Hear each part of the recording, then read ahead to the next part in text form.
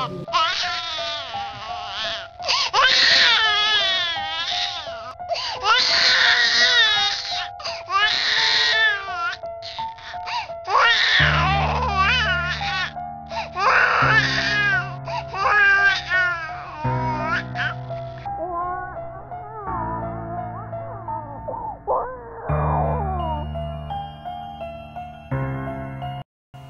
til morgen blev en 1-årig pige fundet livløs i sin vugge.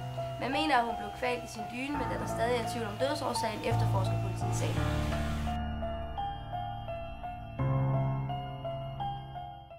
Anna Nielsen var en lille pige, der levede et kort, men lykkeligt liv med en søster Sofie, mor og far.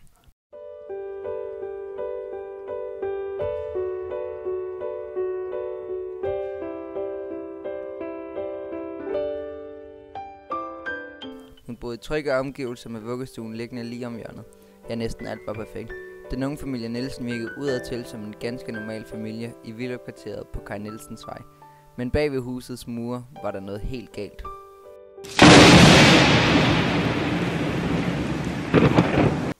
Sagen om lille Anna Nielsen, der for 3 år siden blev fundet livløs i sin vugge, er nu opklaret. I går aftes blev hendes far, Michael Nielsen, hentet i sit hjem og anholdt for mordet på sin datter. Man kan endnu ikke oplyse om årsagen til drabet, men politiet efterforsker sagen. Of course I was shocked when my son got arrested, but I've always known that he was filled with anger because of his childhood. Michael prøvede at give Anna den bedste barndom i modsætning til sin egen, men da presset blev for stort, kunne han ikke rumme det længere. Michael voksede op i en lille lejlighed på Nørrebro. Hans mor var sygeplejerske, og hans far var midlertidigt sygemeldt fra sit arbejde som fabriksmedarbejder i en længere periode. Farens tilstand gjorde ham svag og sur, og han begyndte at drikke i smug derhjemme. Han lod sin vrede gå ud over Michael via vold. Jeg kendte Michael siden var helt små, og jeg vidste godt, der foregik noget bag lukkede døre, når hans mor går hjem.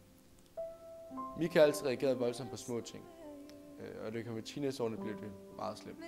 Situationen med hans far blev værre, og det gjorde hans opførsel over for hans andre medmennesker også.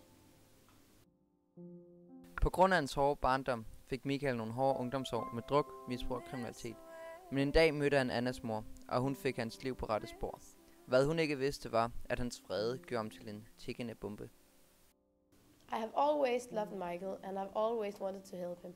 But because I was so afraid of his father, I once considered moving back to Ukraine, but I couldn't go, knowing that I would leave Michael behind with him. Den nat Anna blev myrdet, var det eneste øjenvidne hendes store søster Sofie, som på det tidspunkt kun var 5 år. Hun vågnede af Annas gråd og listede ind for at trøste hende, men desværre kom hun til at overvære drabet på hendes lille søster. Sofie sagde ikke noget til nogen, før efter 3 år hos en psykolog, der fik hende åbnet op.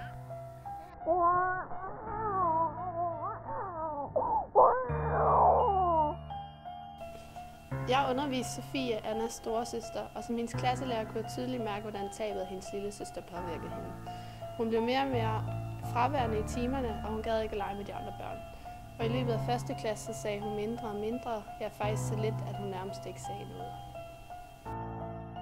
Sofie startede behandling hos mig efter en længere observation fra både hendes forældre, men også hendes lærere.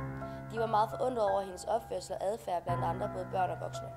I starten der nægtede hun at tale med mig, ligesom hun nægtede at tale med alle andre, så det var meget svært at komme ind på hende. Efter længere behandling hos psykolog Dorte Levensen fik man løst 2 forskellige sider af samme sag. Gennem samtaler fortæller Sofie, at hun den nat så sin far kvæle lille Anna. Michaels hårde liv fik tragiske konsekvenser. Hans liv var på rette spor, men alligevel var alt ikke helt på plads. Og natten til den 5. december fik lille Anna taget sit liv i en alder af kun 1 år.